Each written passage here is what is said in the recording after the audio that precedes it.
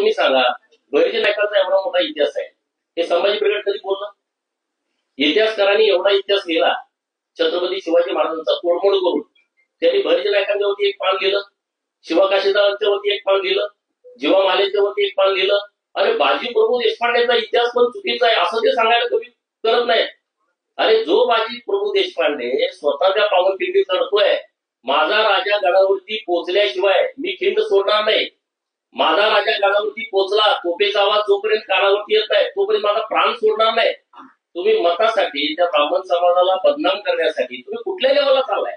हे महाराष्ट्रातला बहुजन समाज खपवून घेणार नाही. बहुजन समाजाच्या पूर्ण हे सगळं लक्षात आलेलं आहे. अरे मग आता तुम्ही ह्या ब्रिगेडाला माझा सवाल आहे, तुमच्या आई वडिलाचं लग्न ब्राह्मणाने लावलं, मग त्याने काय बायको सोडायची? तुमचं लग्न ब्राह्मणाने लावलं, तू काय बायको सोडणार? तुमच्या घराची वास्तुशांतीचा पायावरती ब्राह्मणाने केला, घर पाडणार का? काय काय करणार तुम्ही?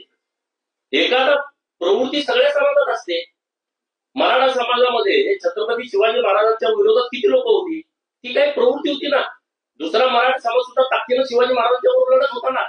म्हणून काय एखादी अख्खी जात बदनाम असते काय?